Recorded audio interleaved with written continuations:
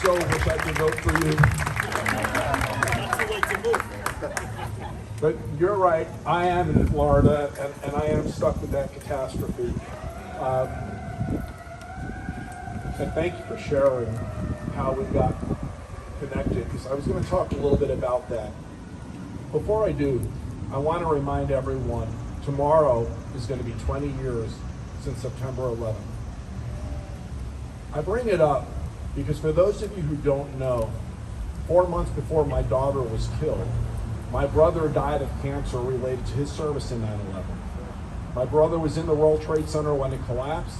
He was there to run the triage. He was a physician, and he was the deputy medical director of the New York Fire Department. Amazingly survived the collapse, but in 2017 died of the cancer that came from that. And so when we leave here today, I hope everyone takes time to reflect on that moment 20 years ago, watch the coverage tomorrow, and remember a time in our country's history when we genuinely came together as Americans, not Republicans, not Democrats, but a bunch of Americans to do what was right. You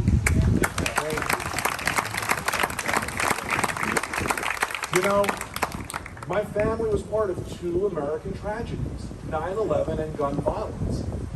And after 9/11, this country took steps to do something to ensure that doesn't happen again. We all accepted that for our public safety, we would agree to laws that would be maybe frustrating, maybe they would slow us down in the airport, maybe they would cause us to change some decisions, but it was in the interest of public safety, and we were okay with that. Listen, folks, I don't hate gun owners, I hate gun violence. Everything we do, everything your governor has done is to reduce the gun violence death rate, to reduce the instances of gun violence, and to reduce the severity of gun violence increase when gun violence happens, because the truth is, we do have a lot of guns in this country. And so it's not a anti-Second Amendment thing, it's a life-saving thing. It's about saving lives. So, with that, I do want to talk about that phone call. And it wasn't expected. But several days after my daughter was killed, my cousin, who immediately came to my house the next day, lives in New York, comes to see me and says, listen, I need you to keep your phone by your side and be ready to answer it. And I'm like, why? He's like, well, the new New Jersey governor, you were new at the time, Governor Phil Murphy, he wants to talk to you. And I said, okay. He's going to be calling in a few minutes. I'm like, okay. And he did. And I'll never forget it. And maybe I'm in a bit of an emotional place because of 9/11, but thinking back to that call right now, I get emotional because, number one, I wasn't a constituent of yours, I didn't know you. But you took time with your amazing other half, better half, to stay on the phone with me for a really extended time to talk to me about my wife, my son, and my daughter. And to let me know that you've been touched by this and that you're going to lead on the issue of gun violence in New Jersey. And you asked me what I wanted you to do. And I said, whatever you could to save lives. And Governor, you haven't missed a minute doing that. And this state knows that, and we thank you for it.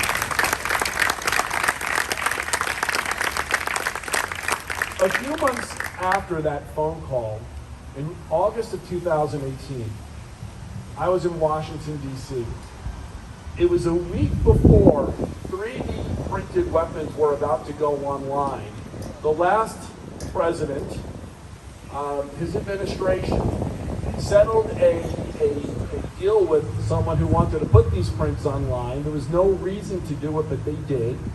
And I was in Washington, D.C. Nobody was really aware of it, and I'm getting the House of Representatives all amped up.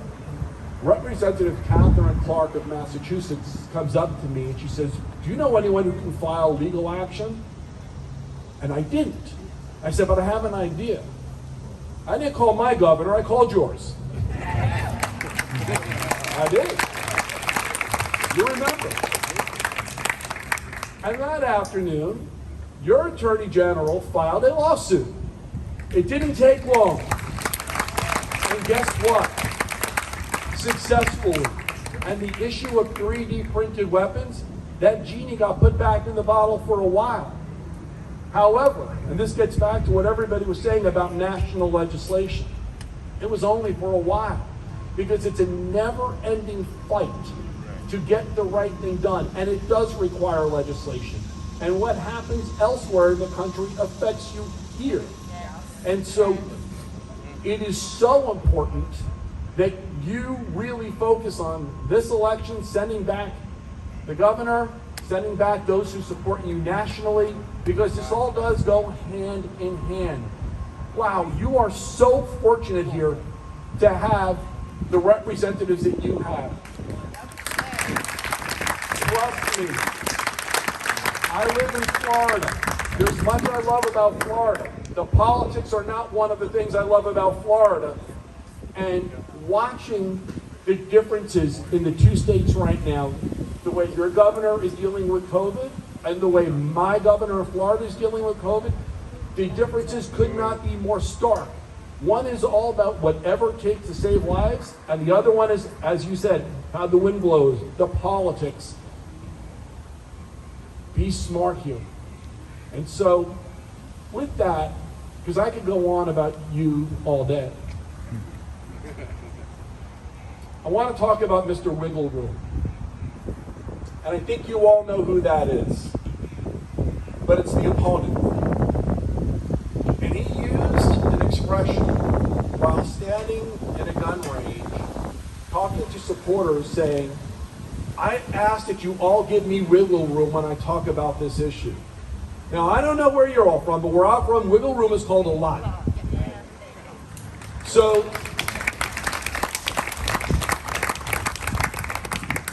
your opponent, out loud, went to his supporters and asked for its permission to lie.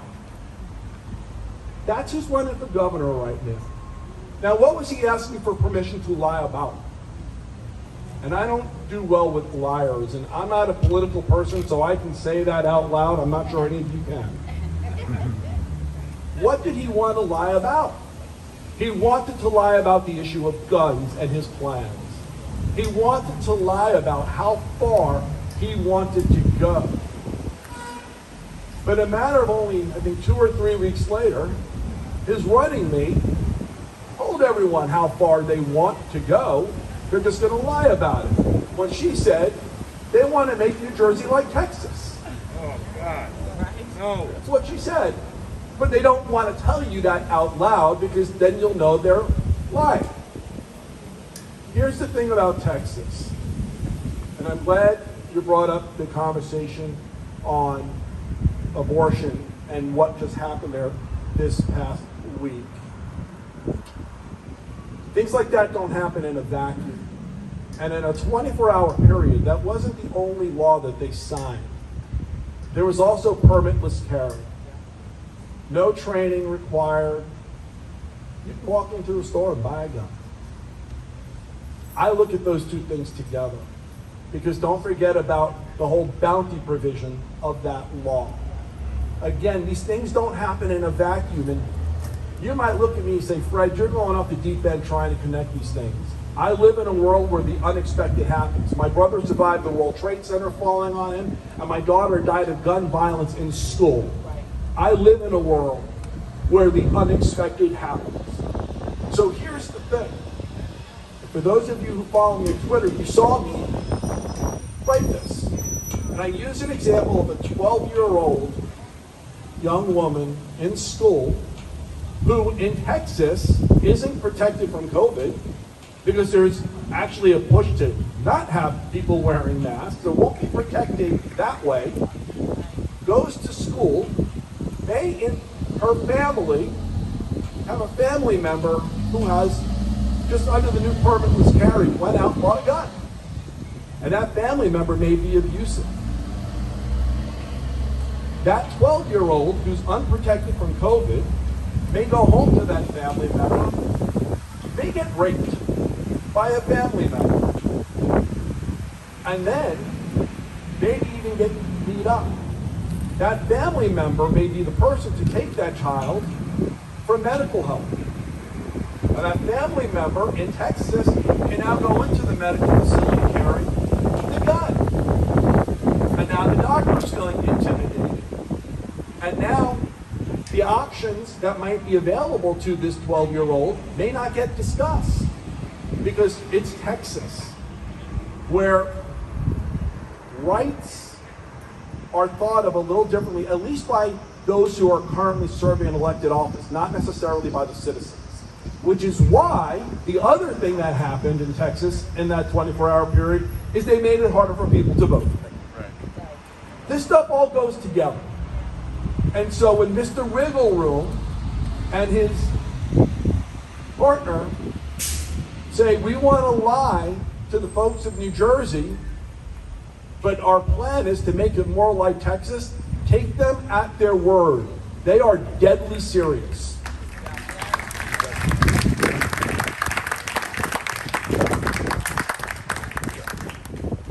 Listen, to close this up, I just want to say, we all are fortunate to have the best governor in the United States of America.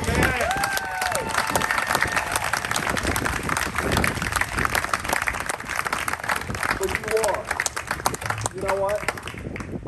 Everything you do is about getting it right here. Not about the politics, but about what's best for everyone sitting out there right now and the voters. That can't be said of every governor in this country. In fact, we know plenty who that's not true of. But your focus on the safety of those who you serve and on keeping people free of COVID, free of gun violence, but also, and I'm Jewish, so I'll say this, you're just a mensch. You know, you're a really good guy.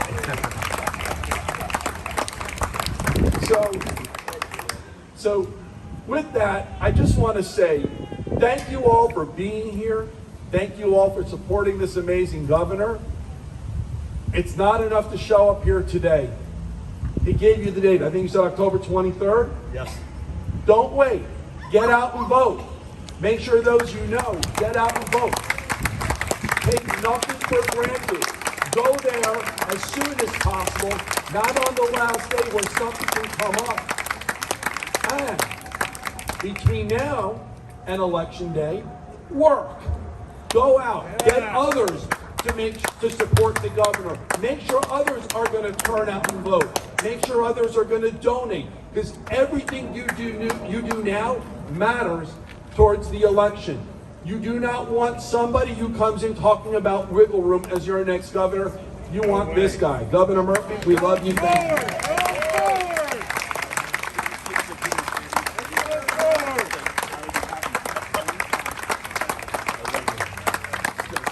Let's hear it for Fred Gutenberg. All right. Dear friend of the great American.